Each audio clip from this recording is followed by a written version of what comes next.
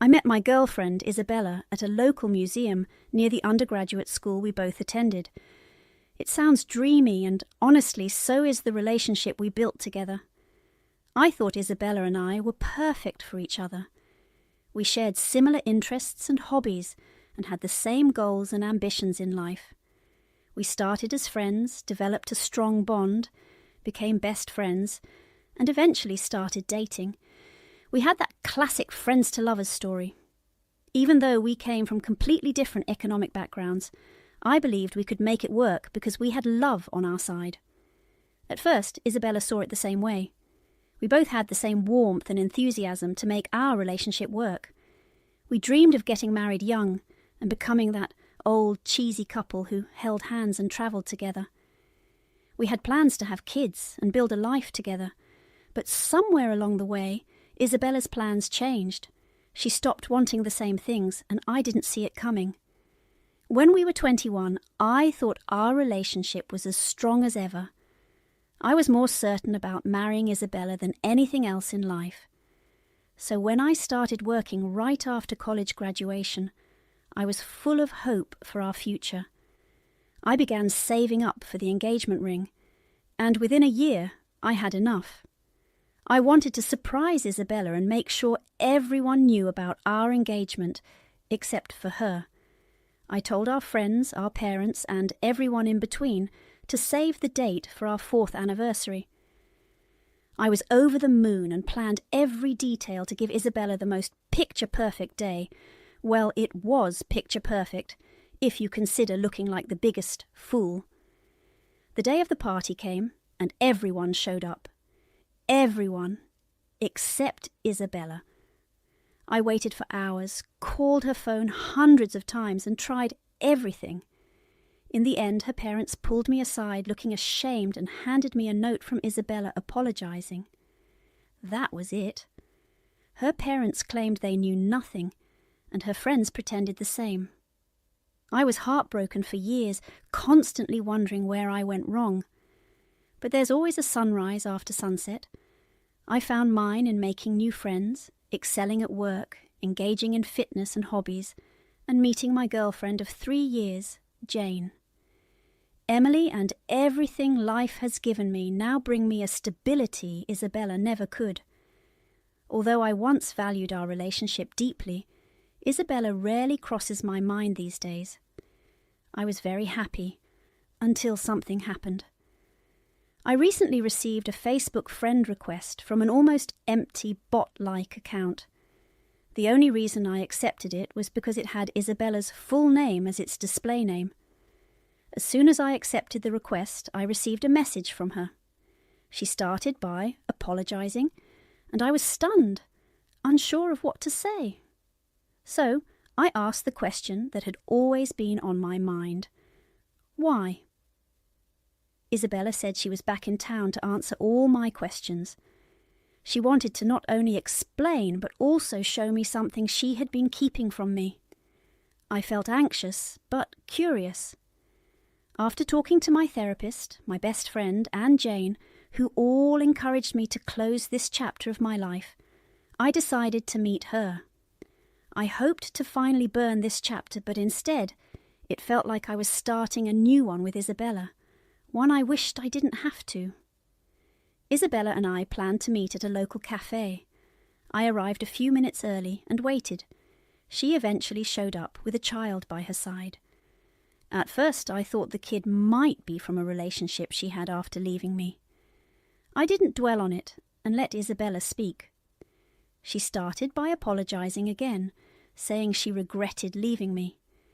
She explained that she had been pregnant with my baby and didn't want to ruin my career, so she made the difficult decision to leave. I was speechless. I couldn't find any words to say. Then she introduced me to the child, my son. She said she named him Teo, the name we had chosen together. I was astounded. I told Isabella I needed time to process everything. I wasn't rude to the kid, but I was just speechless. Isabella's response was odd. She seemed bummed by my reaction, but agreed to let me go.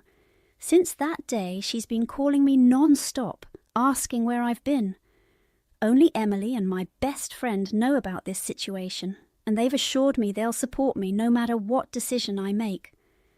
But the truth is, I don't know what decision to take, and it's driving me crazy. I feel lost and angry instead of stepping up immediately. It's been a week since my last post. I know you guys have been asking for an update, so here it is.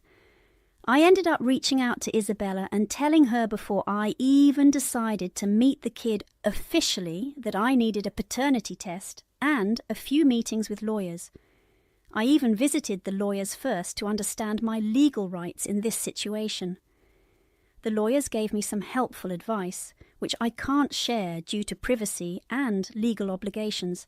Despite Isabella's anger and irritation, she eventually agreed to the paternity test. What else could she do? Now I'm waiting for the results and preparing to accept whatever responsibilities come with it. I'll keep you updated. I wasn't planning to update so soon, but what happened yesterday deserves it. Last night I got a call from my best friend, Devin. He was drunk and calling me at 2 a.m, saying he desperately needed to talk. At first I thought it was just drunk nonsense, but as he continued, it all started to make sense. Ryan began ranting about Isabella, something he had never done before. He told me he was sure the paternity test would come back negative, even though the timeline of her pregnancy matched our time together. Naturally, I asked him why he thought that, and what he said shook me to the core. He confessed that he was the one who impregnated Isabella. He said it happened because of a stupid drunken mistake, and he encouraged Isabella to leave town when she got pregnant, promising to pay child support, which he had done until recently, losing his job.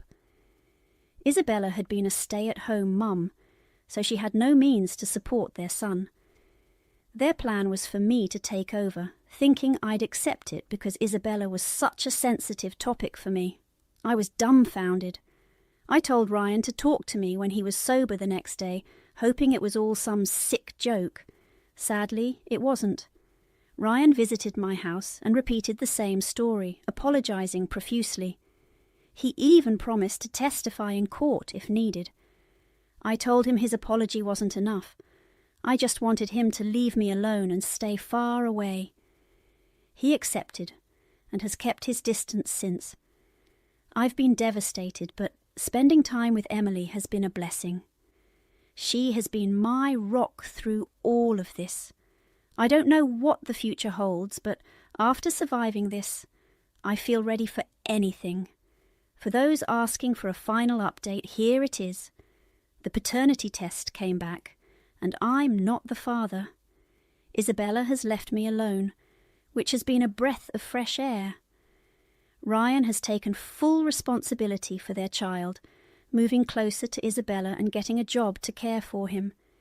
He's tried reaching out to me, but I haven't given him the chance. The moment he decided to sleep with my girlfriend, he ended our friendship. These days, I'm focusing on self-care. Emily and I went on vacation, and it's been bliss. I feel like I'm coming back to life and finding myself loving Emily more each day. It makes me wonder if all of this happened to help me realize Emily was the true love I had always wanted. For anyone in a similar situation, get a paternity test immediately. Call the lawyers and question everything. Sitting and stewing in doubt will only drive you mad. It's up to you to untangle yourself from this mess. NTA. I sensed something was wrong the moment Isabella said she ghosted because she was pregnant. Why would she need to disappear when we both wanted to start a family young? It made no sense. Thank Emily for keeping me rational through all this. I'm a 22-year-old female from a traditional family. In my family, every woman had at least one child before turning 20. Education was never a priority. They aren't religious, but they believe a woman's only purpose is to have kids, while the man is the provider. As the oldest, I have 4 younger siblings and about a dozen cousins. I was like a second mother to my siblings and a babysitter for my cousins, which made me realize early on that I didn't want kids. At 10, I decided I didn't like kids, and 12 years later my opinion hasn't changed. Last year I had my tubes tied and didn't tell my family. They keep pushing the idea that my life is empty without kids. Despite making my stance clear many times, my family persisted. Last night, during a big family dinner, they tried convincing me again, so I shut them down in a not-so-nice way. They kept going on about how amazing being a mum is and how it's their biggest accomplishment. So I reminded them of all the times they complained about taking care of the kids, all the times they yelled at us for being kids, and all the times they said they regretted having us and that we ruined their lives. I reminded one aunt of how she would make 10-year-old me take care of her 4 kids, all under 6, just because she was bored and tired of looking after them herself. I reminded my dad of all the times he complained about the money he spent on me and my siblings. And of course, I reminded them how they kicked us out at 18 because they didn't have to care for us legally anymore. Then I said something like, "All my life you've done nothing but complain about having kids, and now you're telling me how wonderful it is. You're all hypocrites." I told them not to call me until they decided to apologize for mistreating me, and then I left. They're all very mad at me, but my siblings and cousins say I could have made my point without making them feel like bad parents. So, ITA? My mum showed up at my apartment, demanding I make a formal apology to the family and berating me for my behaviour. She went on about how disappointed she is to have raised such a selfish daughter and then left. So I sent the following message in the family group chat. "I will not apologise for defending myself and standing my ground. I've put up with you all for too long, and I'm sick of justifying my choices. I will live the way I see fit because it's my life. This so-called family never showed me any love or support. Even as a kid, I was just a free babysitter for your children. Since you will never respect me or my decisions, I see no reason to stay in contact with you. Do not contact me again. Oh, and by the way, I had my tubes tied a year ago. Goodbye." Then I blocked them all. Update. Mum showed up at my work, demanding to know how I could talk to my family that way and why I wouldn't give her grandkids. My boss had to call the police to have her removed because she was hysterical. I'm staying with my BFF for a while and looking for a new apartment and job. My landlord was very understanding and offered to help me move my things into storage before January 15th, even though my lease ends on January 7th. She said she won't charge me rent if I can move out by the 15th. She's amazing. My boss was also very supportive and offered to help me find another job. I'm seeing a lawyer tomorrow to get a restraining order against my family members. NTA. Why is it okay for grown-up relatives to force their perspectives and thoughts on the younger generation, but unacceptable for us to stand our ground? When we do, everything goes to hell. They are the ones pushing and stomping on boundaries. NTA. I love your response. It's hilarious. They certainly are hypocrites, and it's great you pointed that out. It's terrible they pressure you, and you've had to be responsible for others' kids all your life. It's definitely time for you to enjoy some freedom. I have never gotten along with my sister-in-law. I find her lazy, selfish, loud, and demanding. The only good thing about her is my 3 nephews, ages 5 to 12. My brother and sister-in-law are flat broke from their various business ventures and are really struggling. I've stepped up many times with financial assistance, for example, paying for my nephews' extracurricular activities. Recently, their financial situation got so bad that they can barely afford groceries, literally splitting peanut butter and jelly sandwiches. That was unacceptable, so I offered to buy them weekly groceries, and they accepted my help. I don't do online grocery shopping because they often get the order wrong or don't have what I want, so I go to the store. I'd get an email from my brother or sister-in-law asking for stuff, buy their groceries along with mine, and then drop everything off. It's not the money that annoys me, it's the extra work of bagging and going out of my way to drop off their stuff. I do it for my nephews, and it gives me a chance to see them. This week, I did the grocery shopping on my lunch break and texted my sister-in-law to come outside to get their stuff. My brother was out on interviews and my nephews were at school. She just said to leave the groceries on the doorstep. I replied that I'm not Uber Eats. I'm doing them a favour by feeding their family, so the least she could do is come to the door and acknowledge me. Show me some respect for the time, money and effort I put in. She wasn't in a situation where she couldn't take a minute to do this. She was probably on social media. She came to the door with a bad attitude. I told her that if my buying and dropping off groceries was too much work for her, then I wouldn't do it anymore. Later, my brother called to find out what happened.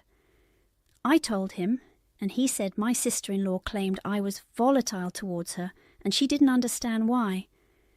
I told him she knew, and now I wouldn't do Christmas if she didn't apologise.